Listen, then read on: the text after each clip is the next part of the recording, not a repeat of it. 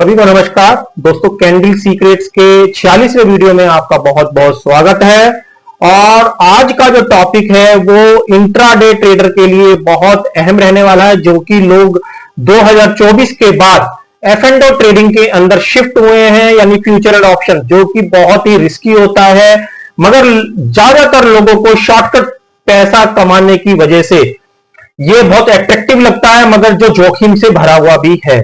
ज्यादातर लोग ये सोचते हैं कि इसके अंदर अगर हमने 1 लाख रुपए का कैपिटल डाला हुआ है, 1 लाख का कैपिटल डाला हुआ है, तो वो सारा का सारा या तो एक ही दिन में इसको कंज्यूम कर देते हैं, और या मानो इसका 50% भी वो यहां पे कॉल और पुट के अंदर बाई करके उसको डाल देते हैं एक इंस्टेंट प्रॉफिट कमाने के लिए, या एक्सपायरी के अंदर भी इस तरीके के स्टंट वो करते हैं कि 50% से भी ज्यादा कैपिटल वो कॉल पुट के अंदर इन्वॉल्व कर देते हैं। देखिए, इस जो वीडियो का टाइटल है वो मैंने रखा भी इसी वजह से कि कैपिटल को कैसे यूज किया जाता है। दरअसल जो आपकी कैपिटल है, जैसे आप, ये केवल मैं नए लोगों के लिए बता रहा हूं जो 2024-2023 के बाद F&O ट्रेडिंग में शिफ्ट हुए हैं, या जिनका एक्सपीरियंस 5 साल से नीचे का है, तो वो लोग इस सच्चाई को समझ लें कि आप कभी भी यहां पे इसको जीत नहीं सकते। ये वो मार्केट है कि जो यहां पे इसको जीतना बहुत ज्यादा असंभव जैसा है, यदि आप यहां पे कोई भी शॉर्टकट जो है स्टंट यहां पे करते हैं एक्सपायरी का या इंट्राडे का भी। आपको मैं एक बात बताता हूं कि जैसे आपका 1 लाख कैपिटल है, तो आप बजाय 50% या 70% या 100% उसके अंदर डालने से अच्छा आप उसके अंदर 5% से केवल आप ट्रेडिंग करें। 5% या 4% से आप इसके अंदर ट्रेडिंग शुरू करें, क्योंकि देखिए आपको अनुभव भी लेना पड़ेगा, और अनुभव लेते लेते आपको इतने पैसे होने चाहिए कि आपका बैलेंस अगले दिन के लिए जब आप बाजार में आओ तो बचा रहे, और आप उसके साथ फिर ट्रेडिंग के अंदर दोबारा भी उसके अंदर ट्रेड कर सकें। तो 1 लाख का 3 से लेके 5% का आपको यूज करना चाहिए रेयर केसेस में, यानी 1 लाख का 3% से लेके 5% का मतलब हो गया 3 से लेके 5,000 रुपए इसके अंदर ही आपको करना चाहिए। और अगर इसके अंदर एनएससी की कोई भी कॉल पुट इसके अंदर नहीं आती है, तो आप जो है कमोडिटी का इस्तेमाल भी कर सकते हैं प्रैक्टिस के लिए। क्योंकि देखिए, एमसीएक्स में फायदा क्या है, एमसीएक्स यानी कमोडिटी। कमोडिटी में क्या फायदा है कि गवर्नमेंट ने एमसीएक्स में यहां पे सभी के मिनी लॉट भी यहां पे लॉन्च करे हुए हैं, बड़े के साथ साथ मिनी लॉट भी लॉन्च करे हुए हैं। जैसे फॉर द एग्जांपल मैं बात करूं गोल्ड की, आप यहां पे चार्ट देख रहे हैं, तो गोल्ड का बड़ा लॉट 1 किलो का है, जिसे हर कोई यहां पे बाई या सेल नहीं कर सकता।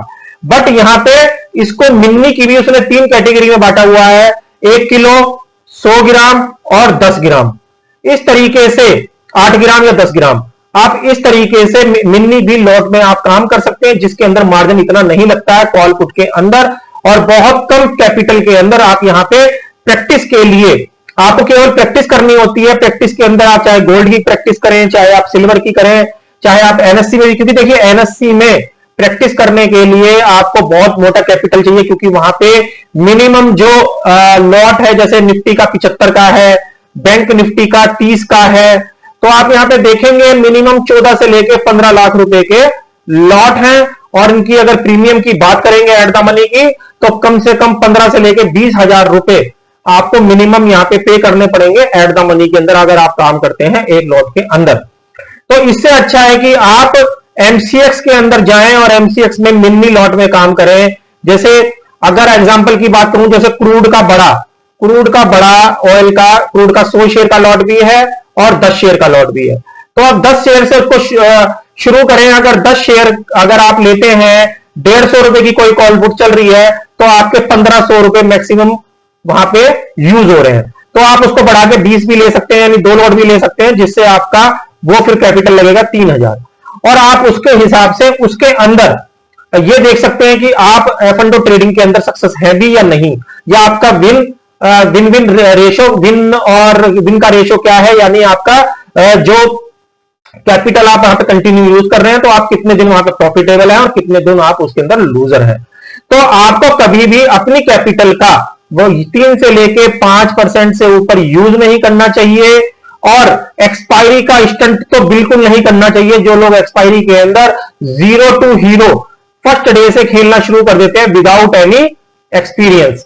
तो ये जो चीजें हैं, ये चीजें कहीं ना कहीं नए ट्रेडर को अपनी कैपिटल हारने में मजबूर कर देती है। तो इस तरीके की कोई स्टंट बाजार के अंदर ना करें, क्योंकि देखिए दोस्तों, बाजार से विन करना इतना आसान नहीं है। इसके लिए बहुत ज्यादा एक्सपीरियंस की जरूरत पड़ती है, या आपको किसी मेंटर की अच्छे की जरूरत पड़ती है।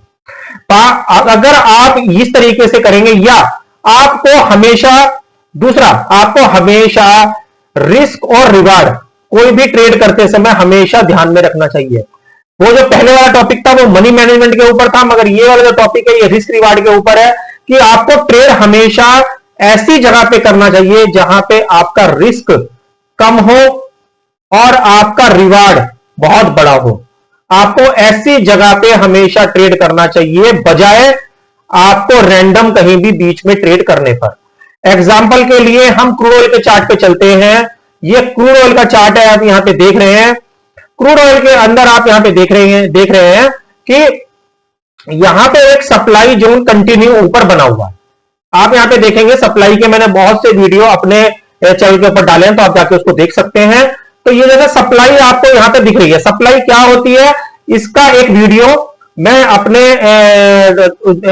एंड स्क्रीन के अंदर लगा दूंगा, आप उसको जाके देख सकते हैं। सप्लाई के पास अगर आप कोई भी पुट लेते हैं, आप ये देखें सप्लाई है, सप्लाई के पास से ऊपर जाना बहुत मुश्किल होता है। तो अगर जैसे क्रूड ऑयल आज यहां पे आया था और आप यहां पे मगर इसकी कोई पुट लेते, बाई करते, या इसका फ्यूचर बेच देते 10 शेयर मिनी लॉट, तो आपको देखना था कि यहां पे आपका रिस्क कितना कम है।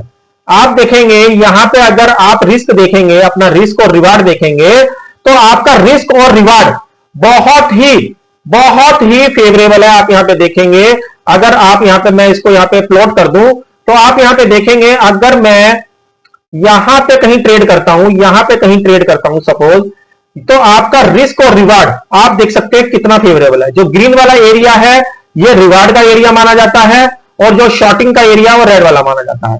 तो अगर आप इसको यहां पे शॉर्ट कर रहे हैं, तो आप देखिए आपका रिस्क कितना कम है और रिवार्ड आपको कितना बड़ा मिल सकता है, अगर जैसे जिस तरीके से ये यहां से नीचे आ रहा है।